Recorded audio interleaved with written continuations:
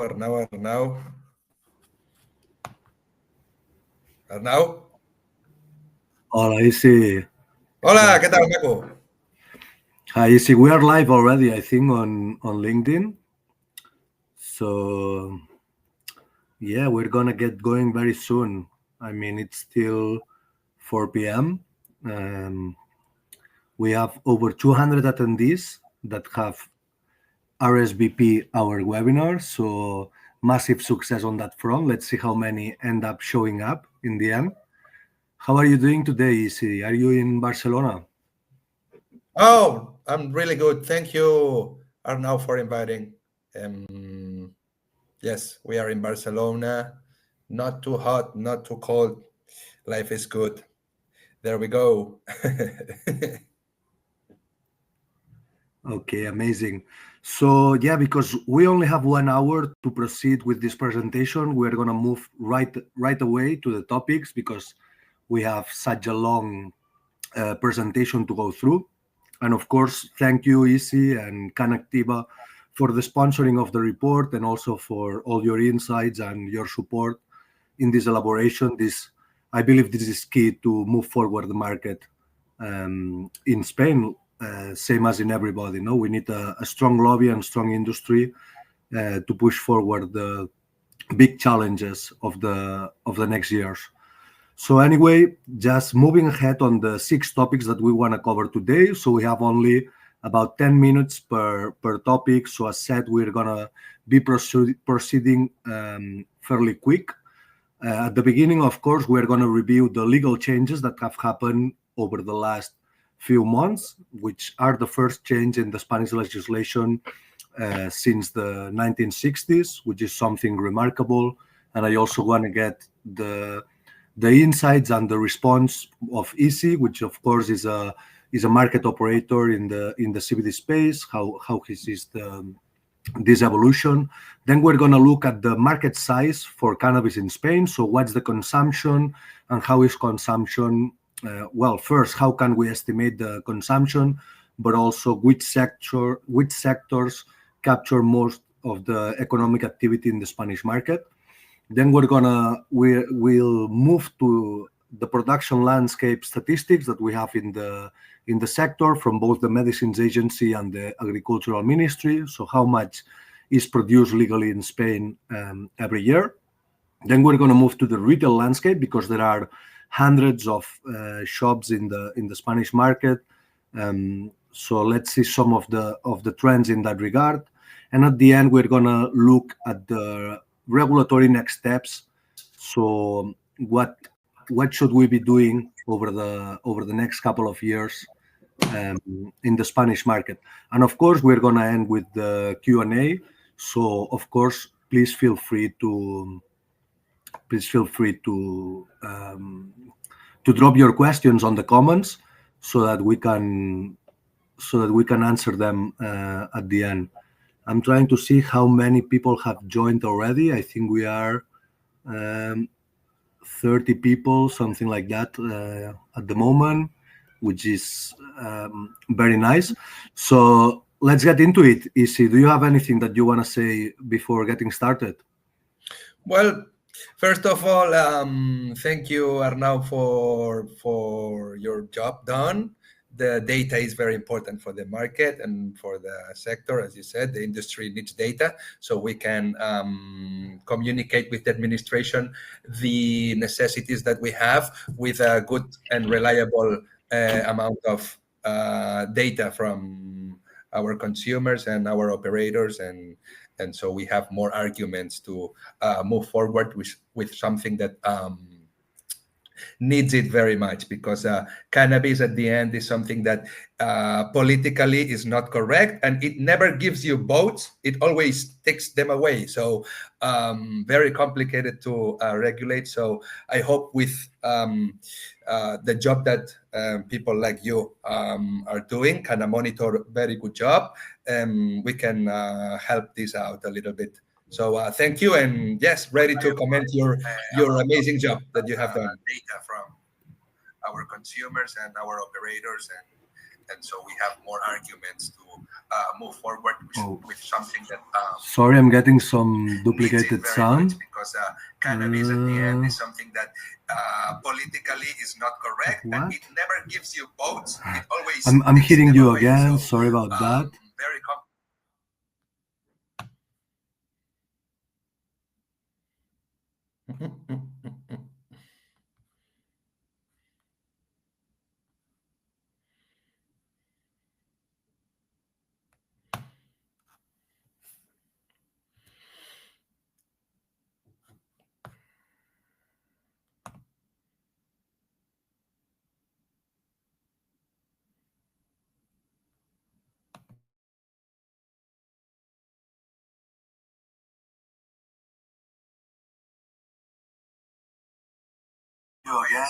Do you hear the duplicated sound as also easy or no? Or is it just me? Okay. I think it's gonna be good now. So okay, let's get straight ahead. Of course, there can be a webinar without any sort of technical problem, but let's get started. As we were mentioning before, the legal framework surrounding cannabis in Spain stems from the adoption of the conventions of the Single Convention on Narcotic Drugs in the 1960s, and the royal decree that was passed on October 9 represents the first large change to the legal framework in the case of Spain. Also easy or no? Good now. So okay, let's get straight. So sorry guys, because I'm hearing again the. Without any sort of technical I'm getting the background noise. As we were mentioning before, the legal framework. Oh my God! In Spain, and I don't know where it's coming from. So let me close everything. Of the Single Convention on Narcotic Drugs. That's very annoying. 1960s, and the royal decree that was passed on October 9 represents the first large change to the legal framework in the case of Spain. Also easy or no? Good now. So okay, let's get straight. So sorry guys, because I'm hearing again the any sort of technical. I'm getting the background noise. As we were mentioning before, the legal framework. Oh my God! In Spain, and I don't know where it's coming from. So let me close everything. The Single Convention on Narcotic Drugs. That's very annoying. 1960s, and the royal decree that was passed on October 9. Okay, sorry about that. It was coming from the LinkedIn app, even though it was closed. So something very weird. Sorry about that. Anyway, because we have lost a little bit of time, let me go straight away with the key insights. Essentially, there was some other legislation that impacted cannabis, even though it wasn't specific laws for cannabis. But of course, we have had some jurisprudence and legal practice evolution over the years, even if the law itself didn't change since the 60s, and this royal decree is the first change to the legislation, even though it targets only a very specific area, which is of course the medical access for certain magistral formulas in the hospital context. So the publication in October 9 has opened the regulatory process for this law, which means that the Medicines Agency has until the 10th of January to approve the monographs, which are required in order to register magistral formulas that can be dispensed in the hospitals. Then the agency will have 6 months for every dossier that is submitted to them for registration of products. We expect that some companies are going to be presenting these dossiers in January already, like or very few weeks after the period opens, and then the agency will have 6 months to approve each dossier. This means that we are looking likely at the first legal sales potentially of medical cannabis in Spain happening in the second half of 2026 next year. We're going to see how soon, how late, and also how wide is access actually. Because of course we are looking at a very sui generis model for medical cannabis access. It will happen only in a hospital setting. Both public and private hospitals are allowed by the decree to dispensate, to prescribe and to dispense this these products in Spain, but it's still not clear how the implementation is going to be in the both public and private framework. Another thing that differentiates the Spanish model a little bit versus other medical cannabis access schemes is the fact that the procurement for the hospital pharmacies is generally handled by regional autonomies, regional authorities, and this means that the framework to supply this potential access scheme will likely involve region by region acquisition and procurement processes, bids, tenders, etc., that then each hospital will need to abide in terms of acquiring their products, even though there's also the possibility to acquire product, for instance, in the case of an emergency, directly from the suppliers. All the suppliers will need to be registered, will need to have their preparations registered by the AAMPS, the Medicines Agency of Spain, and it will need it will grant a narcotics voucher for every movement, therefore overseeing the whole system, which is probably a big reason why the regulator has chosen this model, given that it's already how they handle narcotics at the hospital level. Therefore, they are very used to this framework. It's very comfortable for them, and they didn't want to innovate at all in terms of, for instance, allowing prescriptions outside the hospital setting or allowing dispensation in community pharmacies. So it's a very restrictive model, but it still has some ways that it could expand. One of them would be, for instance, given that there's only 350 hospital pharmacies in Spain, would be to allow the pharmacies to dispense remotely. This has been going on since COVID for other types of products, including narcotics. So it's very reasonable that this should be implemented as well for medical cannabis. And this could help prevent some of the potential bottlenecks in dispensation that could emerge given the hospital nature of the scheme. So this is something interesting to consider. Isi, do you have I know you do not work on the medicinal sector as such. You are the CEO of the largest CBD company in Spain, but what's your view on the new medical framework that has been established in the country? Thank you. So from the medical perspective, I believe that, as you said, it's a little bit restrictive and not very flexible, but I guess that the medical cannabis operators are happy because at least something is moving forward. But from the other side, let's say the non-medical cannabis, which actually this decree has a memory of arguments from where they developed this decree. They must have some arguments and reasonings for what did push them to do this decree. In this memory, you can see it's written that this decree is specifically for cannabis purposes, and that is not pretending to or is not trying to regulate recreational cannabis. They literally write this. We're not regulating recreational cannabis. But from the other side, in the decree, they do not try to separate in any moment, for example, cannabis with THC and CBD.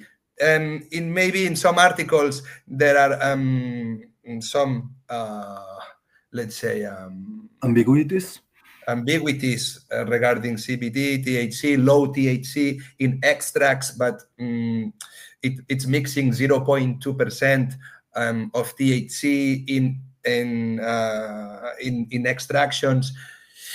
It's a little bit confusing, all this decree, and I believe that they had a lot of time to prepare it, and that it's not very accurate overall to protect the CBD market that it's already going on, and this could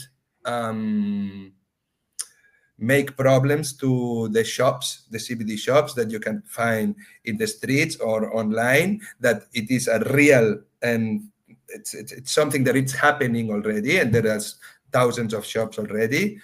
And this decree has some points in the same decree that may be a little bit confusing in a legal level. So let's see what happens with this, but something to take in consideration, because yes, we have to be very careful about this medicalization of the cannabis, that we are always used to it, but it's something that we should make a lot of distance between this, because I think it's very important to have these two different ways and respect these two different ways.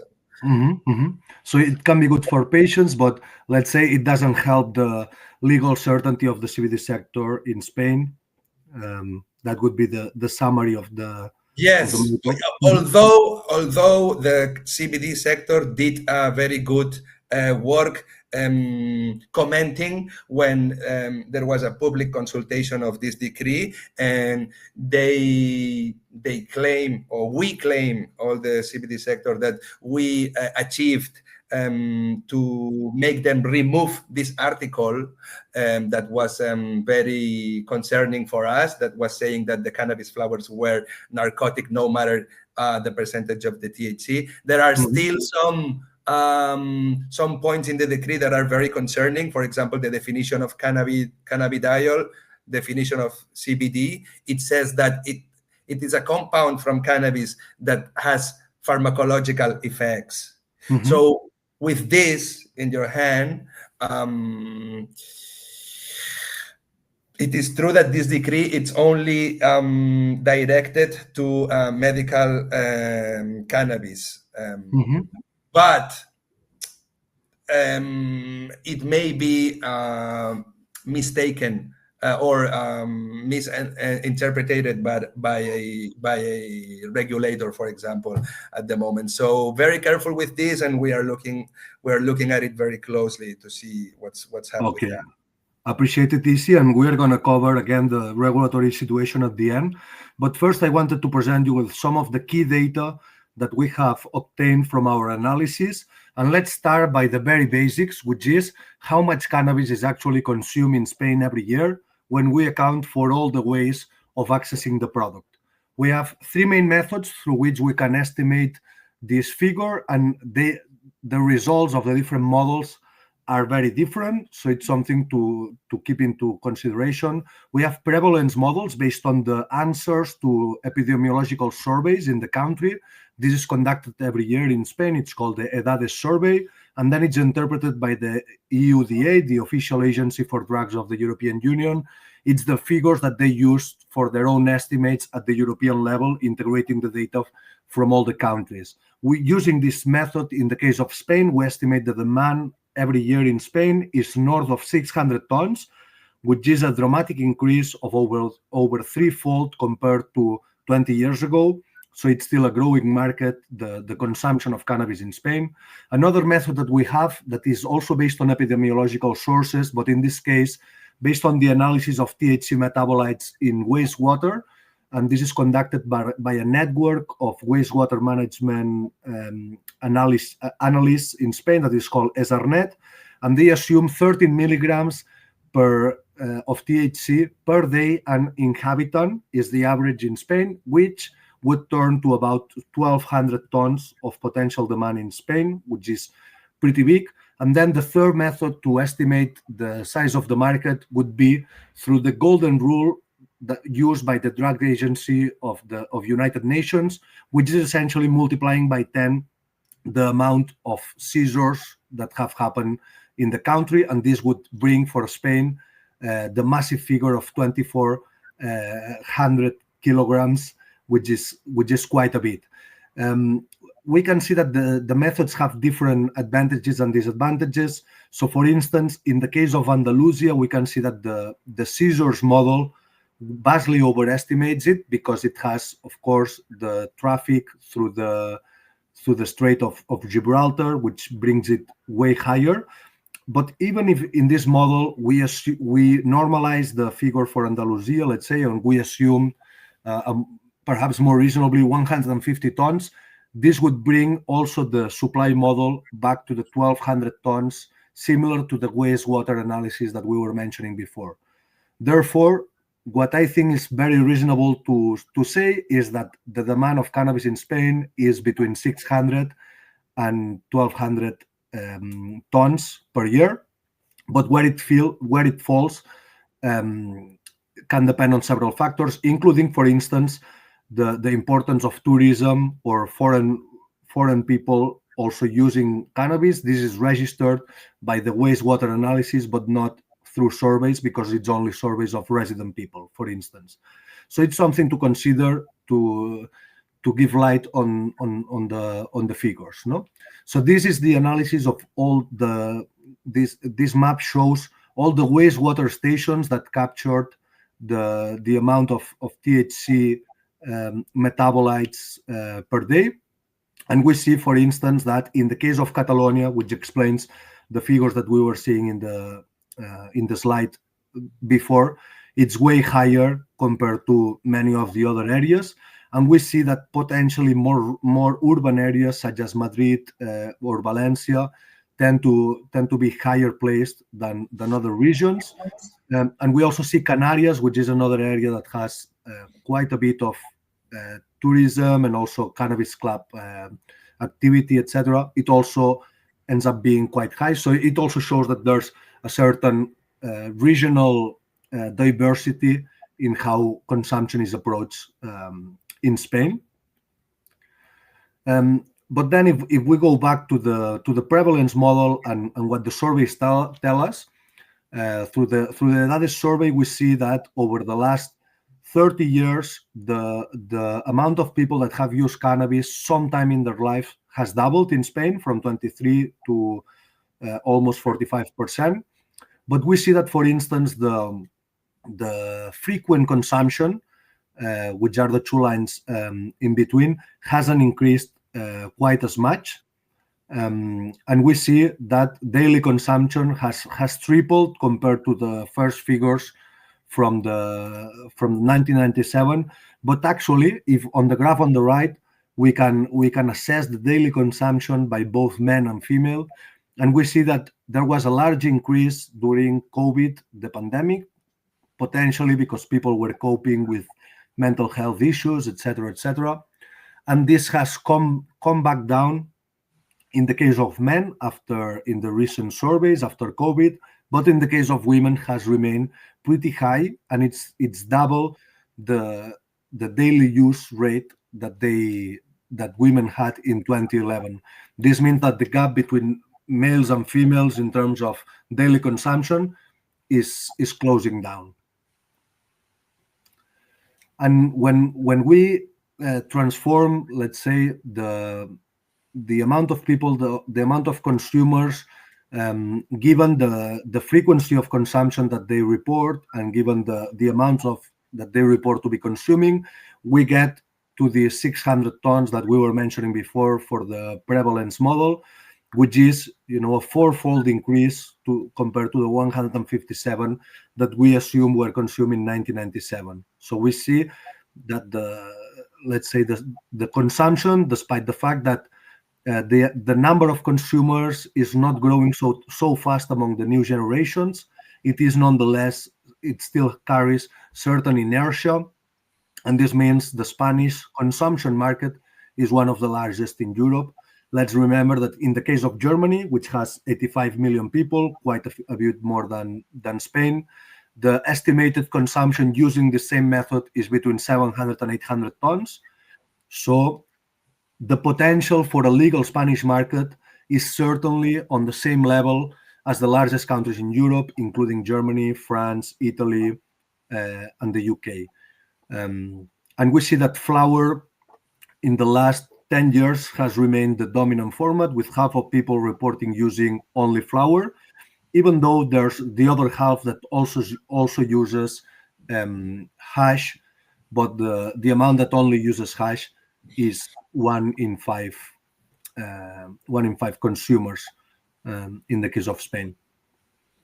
And if we look in terms of employment, what are the figures for the legal market in Spain?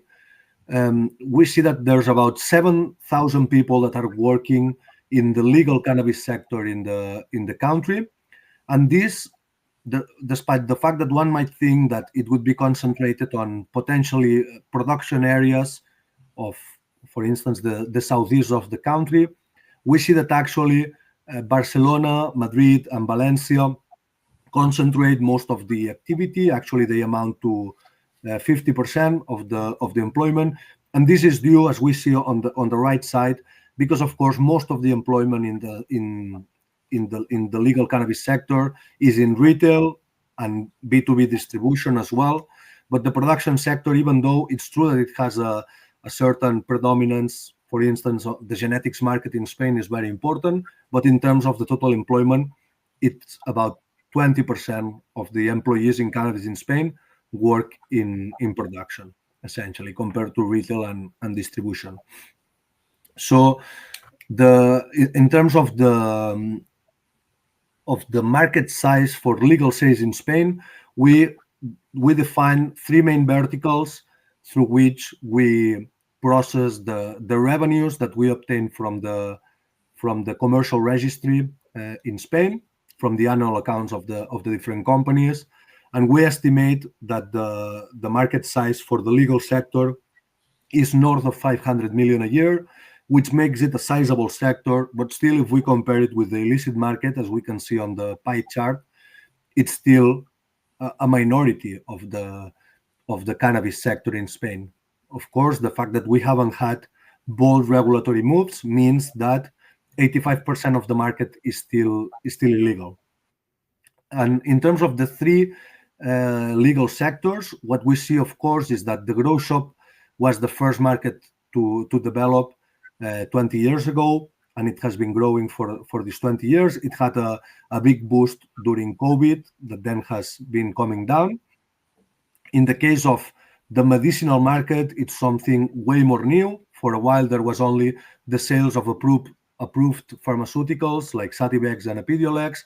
And then over the last 4 years, medical exports have been increasing also their share within the medicinal sector in Spain. And now there's already about 10 companies that are licensed to sell medical cannabis commercially, both genetics, flower, and extracts.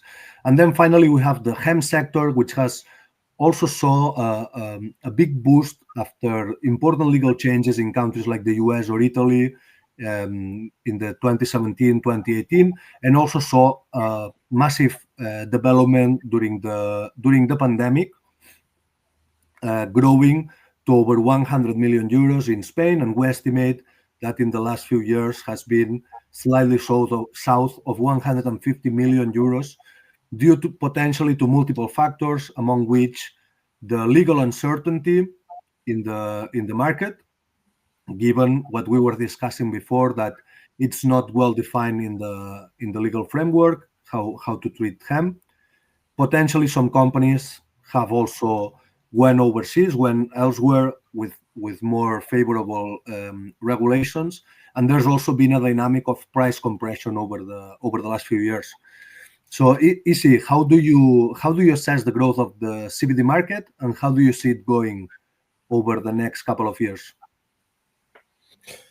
Well, so definitely after seeing these numbers, so I'm thinking to switch into a grow shop, not a CBD shop, because it's incredible the big difference that the grow shops do versus CBD shops. But yeah, CBD market is growing, and we're very happy to be in serving people this type of products, because I think that it is a very, very important, necessary, super necessary alternative to cannabis with high THC. For those who want to be involved in the cannabis culture or enjoy a cannabis product, but not to get as high as you can get with a very, very high THC product. So it is we're very proud to be part of this market, and to enjoy this the increase of the revenue of this sector. Also must say here that it's probably due to a decrease of the prices of the retail shops that this graph that we see here is not as steep as it should be. But in the other side, if we saw it from the consumption perspective, let's say how many tons of CBD flower have been sold throughout these years, we could see a more steep graph, a more steep it's growth in volumes, but the price compression doesn't fully translate to value. So Isi, for instance, how do you assess, for instance, in terms of the food supplements and the novel food legislation, do you think this could have an impact as well on the sales of CBD in Spain? Very good point, Arnau. Thank you, because that is definitely something that it's going to be a game changer. Because as you know, there are several novel food applications going on in the FSA, the European Food Safety Authority, and hopefully some of them will be authorized soon. We are part of one of the most let's say complete applications that are in the process now. So once this is approved, these products of CBD as food supplements will be in the shelves of supermarkets, and that is going to be a big step towards cannabis normalization. And this is when you will see your mom or my mom or anybody's mom purchasing these products more naturally and more normally. So this is going to be let's say a one more step and a big step towards normalization, and it's going to be, from my perspective, a big boom on the CBD retail market, definitely. Okay, very interesting, very interesting. So actually, I wanted to move on to covering the production landscape in the case of Spain. First, I want to present you some data that was made available by the Medicines Agency of Spain, by the AMPS, very recently to Canna Monitor. We must say that actually this has been a change of criteria, because historically the Medicines Agency wasn't sharing this information publicly. We were asking every year for this info and they weren't granting it. But recently the Transparency Council has given a tough scolding to the agency, because particularly in the case of one genetics company in the south of Spain, Mifco Biosciences, the information of the licensing information wasn't made clear to them. So we celebrate that this criteria has changed and that we're going to get perhaps a little bit more transparency in the data. And what we see when looking at the production area, the authorized production, which are the two graphs on the left, we see that the market in 2020, which is the first year that there were commercial production in the country and exports, the surface that was licensed reached almost 60 hectares, and this has been dropping to currently about 5 hectares. However, I would put a grain of salt on this data, because it probably doesn't reflect actual market activity, but it might reflect, for instance, that they are no longer authorizing such large plots of land for such small production in the end. No, there's also a factor of, for instance, outdoor cultivation compared to technified greenhouse cultivation. So it's probably more an statistical and, let's say, bureaucratic artifact rather than an actual compression of the actual production in the case of Spain, even though it translates as well to the production figures that we have in the second graph, which means, and this was a figure that made a lot of headlines, that Spain produced 84 tons of cannabis of medical cannabis in 2020, which sounds like a lot, and I'm not sure nobody knows where that cannabis is, because I mean, there are several ways that could potentially explain it, but essentially the point is that the figures in recent years have become more comparable to what we would expect from what the operators are telling us. And we see in 2024 it was about 9 tons that were licensed for production, 7 tons of medical, a little bit more, which coincides fully with the importation data that we get from key demand markets like Germany and the UK. And actually, this is the data that I'm showing you on the right side. And I would highlight that despite the relatively small amount of production in Spain, we're talking 7.5 tons last year, this year probably closer to 10 tons. We see that the exports are 22 tons from the Spanish market, and even 14 tons are imported. This highlights the increasing role of Spain as a hub in the European supply chain, in the sense that products, for instance, from Portugal can be imported to Spain for irradiation in the facility of Dionysos, for instance, and then they are re-exported again. Or, for instance, some players like Medalchemy/Curaleaf might be importing things like biomass for further processing and extraction in the Spanish market, which explains this difference. So about 2 out of 3 products that are exported from Spain are actually not grown in Spain, but elsewhere, and then transformed in the country. And this shows, in a way, a certain consolidation of Spain within the European supply chain for medical cannabis. When we look at the hemp production data, paradoxically, we see something similar, which is a maximum amount of close to 700 hectares of hemp being planted in 2020, and this has collapsed 91% in 2024 to only 62 hectares of hemp that are recognized by the Ministry of Agriculture and have the right to receive grants from the agricultural policies of the European Union. If we look actually at the areas where this production was concentrated, we see that in 2020 there was an emerging cluster in the southeast of Spain with a lot of cultivators that were able to pool their resources, for instance, to conduct some joint processing of their production, to build some economies of scale, which now, if we look at the 2024 map, has been pretty much decimated. And apart from a few pockets of cultivation, a few test projects, a few agricultures, there's production has for a large part disappeared. It's true, though, that we know of a lot more cultivation projects that aren't reflected here. So, for instance, in the case of Mallorca, there's Noma Hemp, or in Almeria, CBD Spain, or in Zaragoza, we have Tricon Pharma, for instance. So the data from the ministry is not 100% accurate, but still, I think it kind of shows a picture.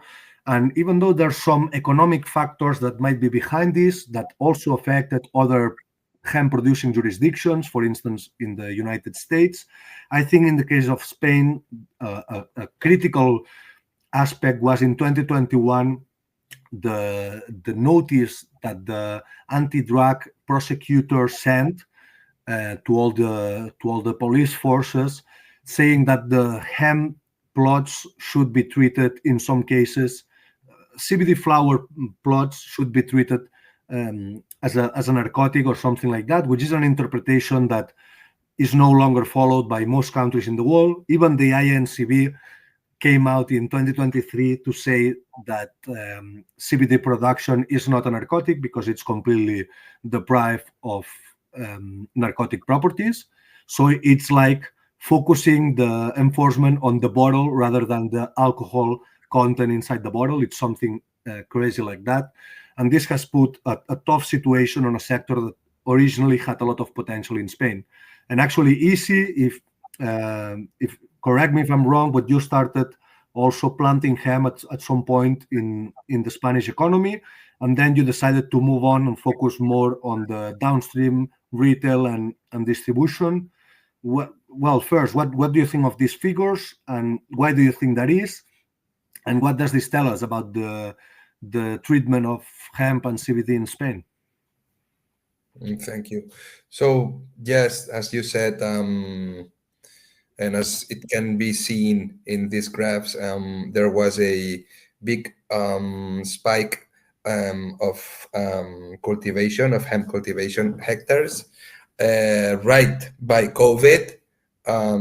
It's when the CBD boom started, and yes, due to this misinterpretation of the administration, um, there has been a big decrease. Let's say that here I would like to say that sometimes we think that it is a misinterpretation from the administration, but really, really, really, what I believe is that sometimes there are things that are beyond the main reason that the administration says. Let's say that the administration says that this is a narcotic, but probably they are using this argument just to protect what would happen if they wouldn't say that, which depending on the regulations that you have on the table, if you allow this to happen, maybe some other stuff that is not well regulated yet would be a little chaotic. So it's something to take in consideration, this, because we all know that these hemp cultivations are 100% legal. We all know that. And today, you can grow. You can, yes, you can grow. Although, okay, they say that it's not the same. No, it's not the same. The mutual recognition, buying a CBD flower from another country that is legally produced and bringing it into your country, it is 100% legal. And some say that for the production of these products, it's not exactly the same in the functioning of the European Union. It's not the same regulation, the functioning of the European Union, but from my perspective, it's so ridiculous that you can buy a product, but you cannot produce it in your country. So that should be looked very closely. But that being said, there has been an amendment done in the new political commune political what is it Agricultural common policy. commune agricultural policy regarding hemp. And here in the new cap, you will have included in the definition of hemp that hemp is plant with where you can grow and extract seeds, fibers, and flowers. And so this word flowers, which is the word that the administration takes and puts into the narcotic convention, as literally the definition of cannabis flower, this will finally make a difference between what is a high THC cannabis flower and a hemp flower. So from my perspective, once the political, the commune agricultural policy mentions cannabis flowers, the Spanish administration will have no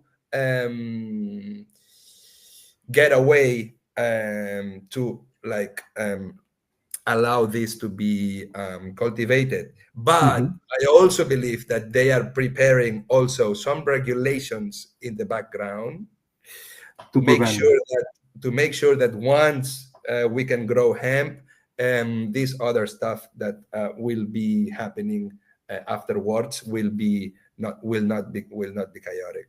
Definitely. That's very interesting. And actually, all the advances in the CBD production policy in Spain, you could say, are, well, not only production, but are based on European changes, such as the cannabis case, no, saying that, of course, it's if it's been produced legally in one country, it should be able to travel to other countries in the EU. And now as well, this common agricultural policies, so certain regulatory harmonization. Do you think this is the key for the sector in Spain? Is it mostly in Europe? Is it in Madrid, or is it both? The fact that we are here and we are operating, the CBD market is operating, is almost a miracle, let's say, from my perspective, because we have this law in Italy, that's the 242 of the 2016, which this allowed Italians to grow hemp flowers and to keep up with the supply chain. So in Europe, we have to be very, very thankful with the people that have been involved in this 242 law in Italy. And yeah, also when everything looked very, very, very finished in the CBD market, we had this kind of vape resolution sentence that was very, very helpful and introduced this functioning of the European Union and the free movement of goods and all this concept that it was very, very helpful for us to keep up and to be able to keep working in the CBD market. So yes, almost a miracle, I would say. Definitely. That's very interesting. So before moving into the perspectives, into what's next for the future, I wanted to focus also a little bit on, let's say, on the retail side or on the access side in Spain. And first, what the official surveys tell us is that the most people claim to be acquiring their cannabis from a friend rather than from a potential trafficker. And actually, we see that over the last few years, the amount of frequent consumers that claim to be acquiring from a dealer has been reduced. However, we should also take into account that the whole market is growing. So in absolute terms, perhaps it's not so clear, but in relative terms, for sure, now it's a little bit more than a third of people that claim to be sourcing from the illicit market, whereas the majority claim to be sourcing from a friend. Other important channels that I think are very particular to Spain when you compare it to particularly Northern European countries or North America is, for instance, the importance of home grow. So upwards of 10% of the population claim to be growing their own, which of course also explains the dynamism of the grow shop sector in the country. And also, of course, cannabis clubs, which has been a regulatory innovation of the cannabis sector in Spain, I would say, that now has been adopted by other countries like Uruguay, Malta, or Germany. And it also accounts for about 10% of the population. Sorry, 10% of the consumers. So if we consider that almost 5 million people are accessing cannabis every year in Spain, this brings the total number of people sourcing from the cannabis clubs close to 500,000 people, which is something very significant. At some point, this will need to also be regulated or included in the legislation somehow. But what I wanted to focus more was on the legal sector, particularly in terms of the physical storefronts that claim to be a grow shop. We see that there was a certain peak in 2017 with over 1,000 of such establishments included in Spain. We have seen certain erosion since then in the number of storefronts that claim to be grow shops. This might have several factors might impact that. In part, it's an e-commerce growth dynamic, so part of the market moving to the internet. but also mostly the growth of the CBD retail. And there's been a lot of some grow shops even that have now most of the grow shops are also selling CBD. And in this report, we have considered them separately, but we should consider that particularly in more rural areas or areas with more prevalence of home growing, the grow shop and CBD tend to be clustered into both a CBD slash grow shop shop, even though we have separated. So right now, if we add up grow shops and CBD, it's over 2,000 points.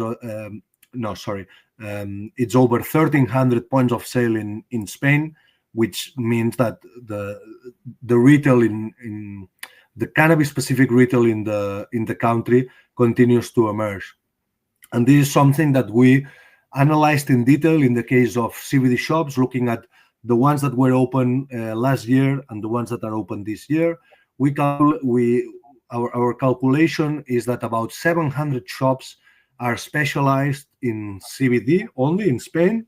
And again, this does not include the grow shops, it's only CBD specific shops.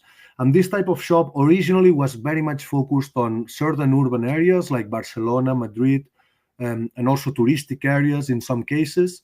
And what we are seeing in recent years is that in large cities, the number of shops tends to be more or less stable. There's always some rotation, some bad performing shops that close and others that open, but the figure has been more or less constant. But still, smaller cities of 50,000, 100,000, 150,000 population are concentrating the bulk of new developments. However, we also see a lot of disparities among the cities in terms of how many shops are there per population, or vice versa. So from Valencia, Bilbao, or for instance Granada, that didn't make it into the top 15, have super high penetration of like almost one shop per 15,000 people, something like that. Also, for instance, in some university cities like Salamanca, Santiago de Compostela, Girona, towns like this tend to have also a fairly high proportion of shops, whereas others, in this case Alicante was the lowest, that have quite a lower density of shops essentially. And in the case of Alicante would be one shop per about 80 or 90,000 people, for instance. So it's something interesting to keep in mind. And then another important thing, because for instance in the case of Canactiva, you have two shops, one in Barcelona and the other in Madrid, but most of your activity, correct me if I'm not correct, is based on the online market. And we saw a big surge in interest for CBD, which included a lot of media talking about it, and also a lot of organic interest by the consumers looking in Google, etc., and so on, which was something that peaked in 2021, which is also when there was a big movement of opening shops, a lot of brands being created. Most of the brands were created in Spain between 2018 and 2021, etc. And we have seen a certain, let's say, plateauing of the online index for CBD. So, Isi, since you are the leader, particularly in the online channel in Spain, how do you assess, and what are some marketing strategies that are relevant right now in the CBD sector? Thank you. So, from the marketing perspective, it's difficult to say what is the magical formula to succeed. So who knows what we have done, right? Because we have to say that it is true that, for example, in our case, we had a good position in Google for a good amount of time, but we also and we experienced a lot of customers coming in, big volume of customers coming in, but we also had moments of what they call Google, the algorithm penalized us. So sometimes you are in the top, sometimes you are not in the top. So in these moments, I guess you have to take the most of each moment. So when you are in the top, it doesn't mean that you will succeed. So we have seen companies, brands that go into the top of the search engines, and then they drop down again because maybe they are not delivering a good product, or maybe their brand communication, it doesn't communicate anything, or maybe their customer service is not good. So there are many things that you have to take into account in order to be able to take the match as you can when you are in the top. And also when you are not in the top, these people will remember you, and mouth to mouth, it's always also a good way to go, although it's not the best, but mouth to mouth is very important. And if you love what you do and you deliver quality in what you do, then you will most likely succeed. That is what I believe, but I'm not sure. That's very interesting because, of course, you have a lot of years of experience working in this sector. So, do you think that fidelizing clients and building a community is more important now than at the beginning of the market, that it was more a little bit the Wild West and it wasn't established? Do you see the market solidifying around brands a little bit?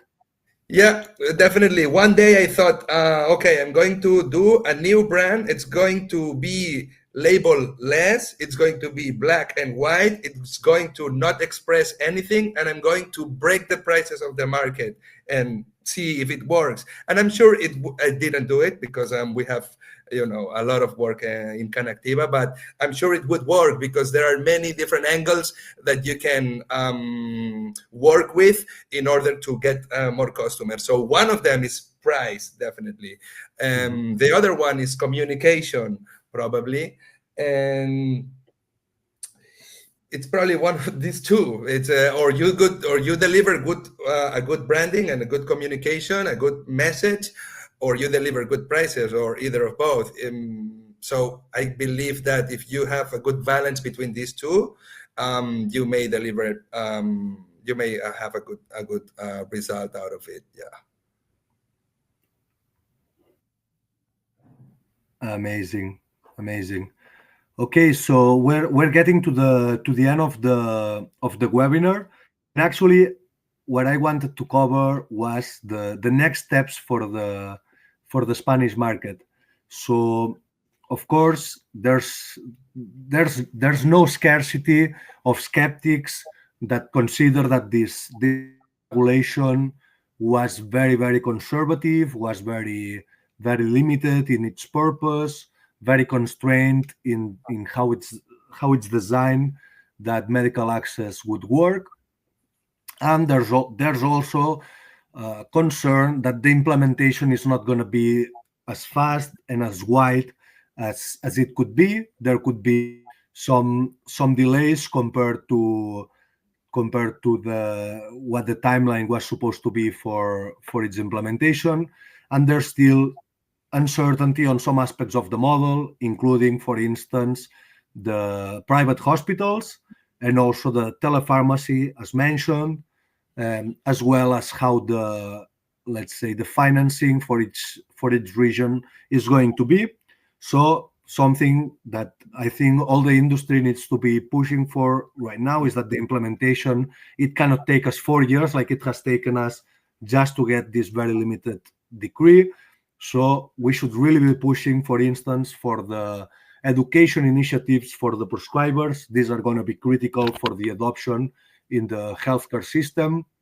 And also that the road of transparency that we were discussing before continues to be upheld, and we can get a lot more data to base our decisions off.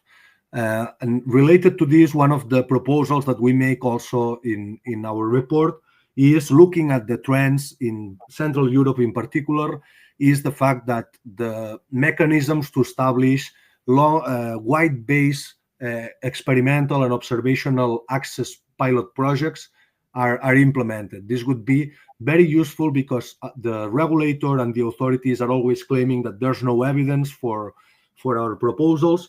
So it would be very nice to just let us do an experiment where we can validate this hypothesis.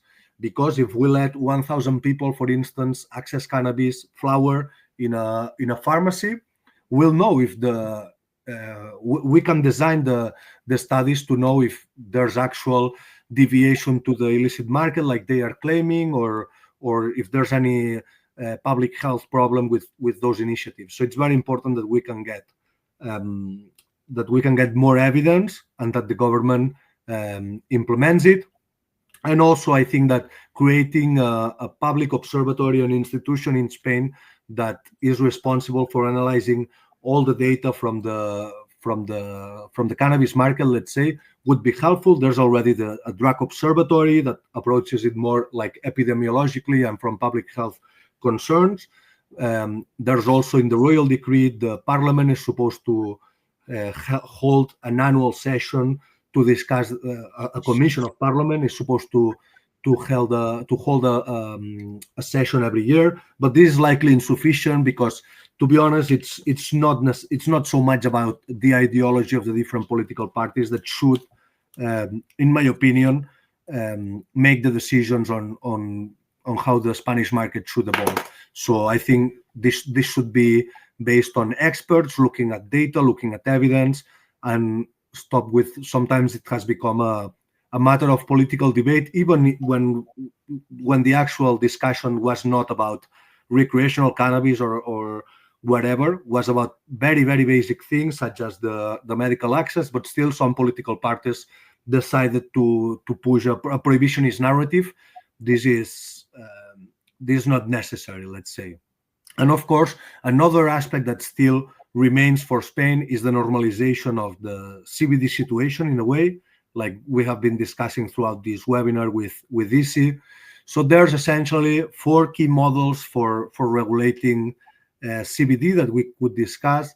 The first one is simply a cannabis law like in Canada or even partially in Germany, which would eliminate it from the narcotic list and would legalize CBD in the same way that cannabis is legalized. A second option here would be a hemp law, or a law that targets particularly, doesn't reschedule cannabis in general, but does clarify the procedures to produce and commercialize hemp. This is another interesting option. The third option would be a clarification by a responsible authority of the non-control status of CBD, which is what happened in France in 2022, if I'm not wrong, with the Conseil d'État saying that it shouldn't be treated like a narcotic. Therefore, none of the rules that the government was trying to impose on CBD businesses actually apply, and this brought an important boom of the sector in the case of France. And then finally, we have the tobacco legislation with a few European examples on how this has been set up. Usually, it includes a tax usually it's considered as a herb for smoking or product for smoking, alternative to tobacco. But sometimes this is used to impose tobacco taxes, which are fairly onerous, like 30-40% of the sales price, or sometimes even to restrict commercial channels to the tobacconists, which is also not necessarily stemming from the tobacco law, but it usually goes hand in hand. And right now, for instance, in France, after the implementation in Austria recently, earlier in this year, it has been recently presented in France as well, the possibility that next year the CBD market, which is 3 or 4 times larger in France compared to Spain, I would say, to impose a heavy tax of 28% and reduce and restrict sales to tobacconists, which could be very restrictive for the sector there.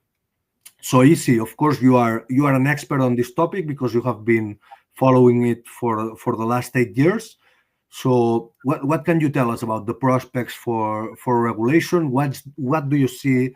What do you consider the best option? Which one is more realistic?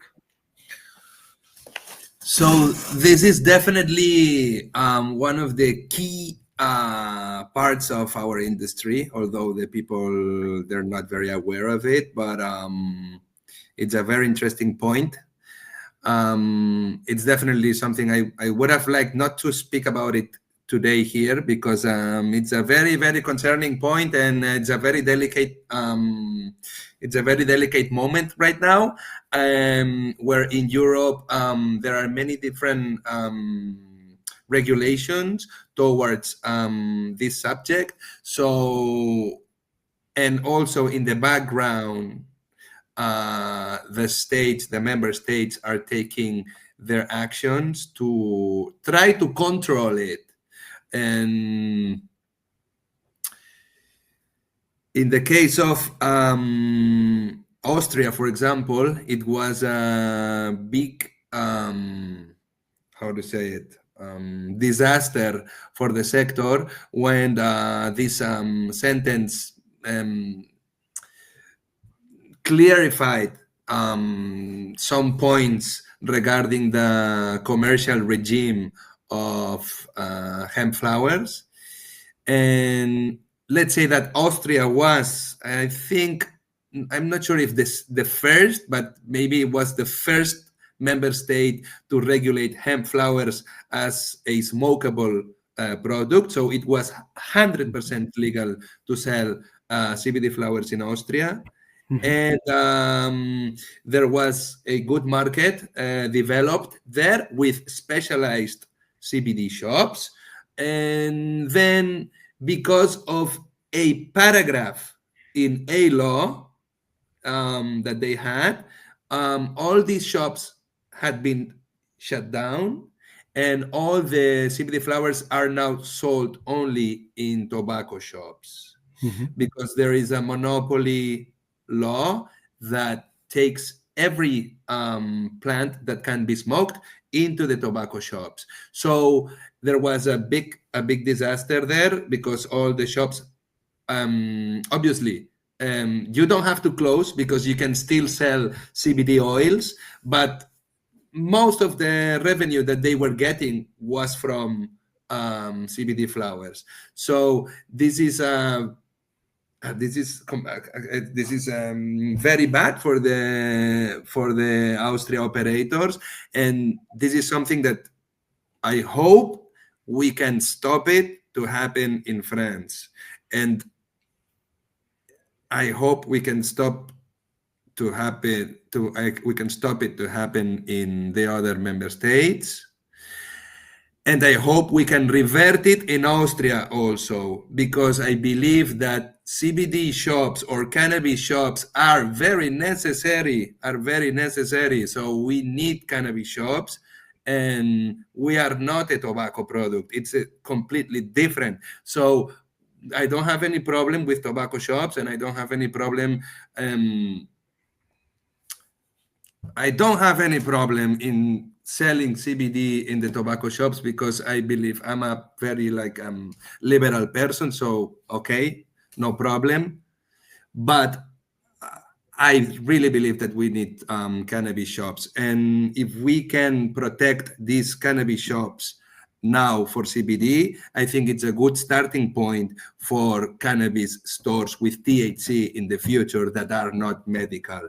So it is very key to protect this. So yes, as a sector, very looking into this, because it's a very important moment. Also, wanted to say that for me, the best model right now is the Swiss model, which has gone through everything.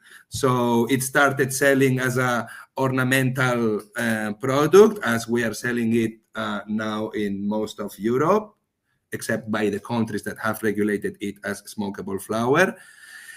Then Switzerland said, okay, so this is a tobacco product, so we are going to sell it as a tobacco product. So they put taxes on it. And then at one point, they said, oh no, this is not a tobacco product. So we don't have to put taxes on it. So boom, then back to it. And now it's a product that, okay, yes, you have to be over 18 years old, which is fair enough. So okay, and then you can buy it freely online and in regulated shops, obviously, but definitely it's the model that I like. Outside of Switzerland, which is not Europe, the model that I most like at this moment is Germany, because it's not monopolizing tobacco products, and that way it's not regulated, so it's not opened yet. There are some products that have been registered in Germany as smokable products of hemp, without THC, zero THC, so it's still a little bit slow, but it will open in Germany, and definitely it will be the, for us, like the market to where to look up when we want to compare with, so if we go to the administration and say how things need to be done, I would say let's look into what Germany is doing, or into Switzerland. into what Switzerland, and also into what Germany has in its regulations, because here in Spain we have a lot of monopolies, the pharmaceutical monopolies and the tobacco monopoly. So this has been done in the past, and now it's hitting us in the cannabis sector, and it will be something that definitely we need to work on this. Okay, very interesting, Isi. I fully agree that Central Europe is right now what's leading Europe in a way, and a lot of policy innovation we can get from there, like the pilot projects I mentioned. But even in the CBD sector, of course, in the medicinal cannabis as well, I would I would give a leg to get the Swiss model that they have right now, or even the German one. But still, we know we are in a Latin country in the south of Europe. So Isi, which is the more feasible option to get CBD, to get legal certainty for CBD in the Spanish market? What should be our next steps in the next year or 2 years? First of all, I would say protect the CBD stores. Protect the CBD stores, that's for sure, because at the end it's like a reference. It's something. It's like okay, so it's a symbol of cannabis normalization, definitely. And then that for commercial channels, and then for products, I would say that we need more certainty on flowers, as the Swiss market have. And also for the foods, would be really good to have a good novel food authorization with a full spectrum product, which that would be a game changer, definitely, because at this moment the CBD novel food applications that we have that seem to be more likely to be approved, they are only for isolated CBD, and I really believe that would be very, very helpful for the market to have a full spectrum product with a little tiny bit of THC, just a little tiny bit, not too much, but at least a little bit, to have this entourage effect and all these benefits from all the cannabinoids, not only from the CBD. And therefore, I think that it would be more useful for the consumer also, because CBD only in novel food, in a food, it's not that much. So I hope it happens, and maybe it will happen. I think in the United States now they have said that they will allow not too much, but 0.5 milligram almost of THC per container. Okay, maybe it's not too much, but it's a start, So let's see what happens. Definitely. So yeah. Okay, thank you, Isi. So sorry to everybody because we went a little bit over the time due to the technical problems at the beginning, but let's move in quickly to the 3 or 4 questions that I see we have had. There's a first one for you, Isi. They are asking, what's your view on CBG? So CBG, it's a product that appeared from nowhere, like I think 4 or 5 years ago. It was a variety. I think there was one before Panacea, but one that was called Panacea. And okay, really CBG, from the medical perspective, I don't know really, because it's not my specialty. But from the consumer perspective, the flower in the beginning was not really good because it was CBG is a precursor of all the cannabinoids. So therefore, I believe that as it was a very new finding that they did, it was not expressing other cannabinoids. So it was only expressing CBG in its cannabinoid range. Then as it doesn't express other cannabinoids, it wasn't expressing also flavonoids, terpenes, and other stuff that makes it that have a good smell. So from the consumer perspective, CBG in the beginning was not good really for the consumer, but it was good because it was compliant. It had no THC. In the moment that we had 0.2% THC limit.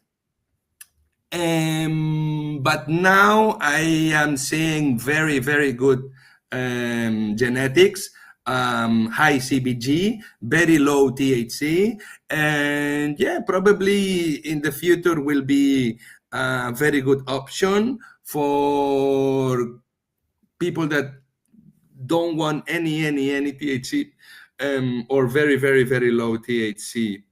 Yeah, why not? Mm-hmm. I'm a big fan of natural CBD cannabis, definitely. Okay, interesting. So Olivia Ewenike, a German lawyer, is asking, is the prescription of cannabis possible over telemedicine platforms? And I would say that the main problem to make this business model a reality in Spain is first the fact that it's only hospitals that can prescribe. So I mean, perhaps you could, you can build a cannabis clinic, but a cannabis hospital is a completely different thing. No, it's very expensive to set up a hospital. And then also, I must say that 90% of the hospital prescribers are functionally dependent on the public system. So it's true that a lot of these specialists also work on private practices, but still, I would say that a big part of the market in Spain is in public hands, which makes it a little bit more difficult to build these telemedicine options. No, it's true that it's allowed in the sense that, for instance, it's a regular practice that maybe the doctor can do a follow-up visit on a call with you. Perhaps you don't need to go there to see him, particularly after COVID. But there's no let's say the fact that private clinics are not allowed is what would prevent a more streamlined telemedicine system like those working in Germany, I would say.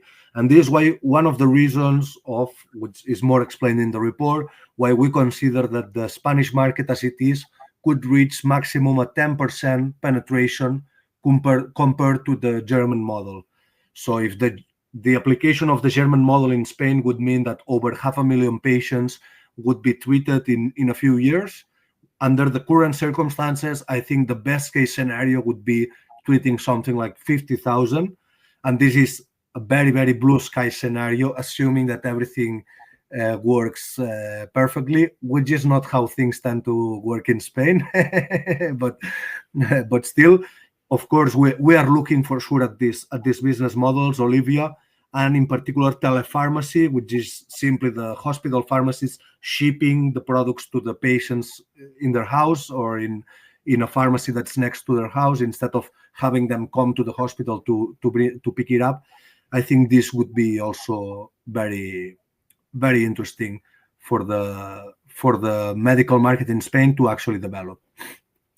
And then we also have another question, I think, from a software provider. I don't know if you have any insights.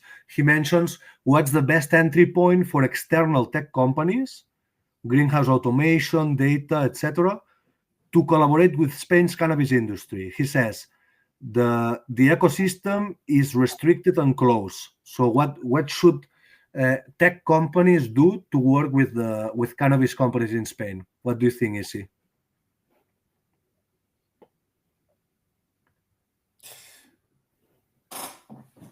Good question.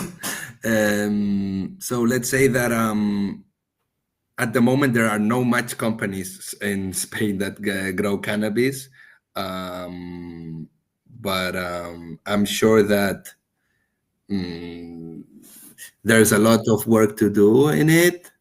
For example, in testing, pesticides, heavy metals, and implementing maybe hardware and software that helps companies to test their crops and see how they're doing. Yeah, that would be one really helpful way to enter, which there are companies that are doing really good. For example, Valdeperas, they have a really good hardware, for example, for testing material, cannabinoids, and also nutrition of the plant, which is a very, very interesting technology for companies that are growing cannabis and want to keep on tracking the nutrition of their crops and the quality and the THC levels of it and the terpene levels. Very, very interesting technology, for example. Okay. Valemberas, it's called. Okay. What I would add here is that he's somewhat right that the ecosystem is relatively small and everybody knows each other. There aren't that many companies. So I would say download the report, look who are these companies, and take into account that let's say, even if the market size is substantial, we have about 580 companies in our database that we have considered for cannabis in Spain. So let's say the reputation game within that circle, I would say, is very important. Of course, having a good first deal and then building on that is very important, because there's not an unlimited amount of businesses that you can do business with. So you should really make it count with the opportunities you get. I would say that's a recommendation. And I think I don't see. Okay, we have a last question of last second for you, Isi. Rogelio Fernandez is asking, how much can Activa has invested in SEO in a year? How much time? So I think he means money, but perhaps time as well. Well, so we have one person dedicated to this, and one external agency dedicated to this. But definitely, it's never enough to invest in positioning. Although you have to balance in companies like us that it's 8 years old but already growing and, let's say, very early stage. So balance between human resources and economic resources and energy, time. So as much as you can, invest on it, but also don't forget about the other stuff. Amazing. I think this is a good occasion to end it here. Thank you so much to everybody that has been following us from LinkedIn. This will keep updated on LinkedIn to review it later. Thank you as well to Isidro for all the high-level insights that we commented today. And yeah, for anything, of course, don't forget to download the report, and let's stay connected here on LinkedIn. Thank you, everybody.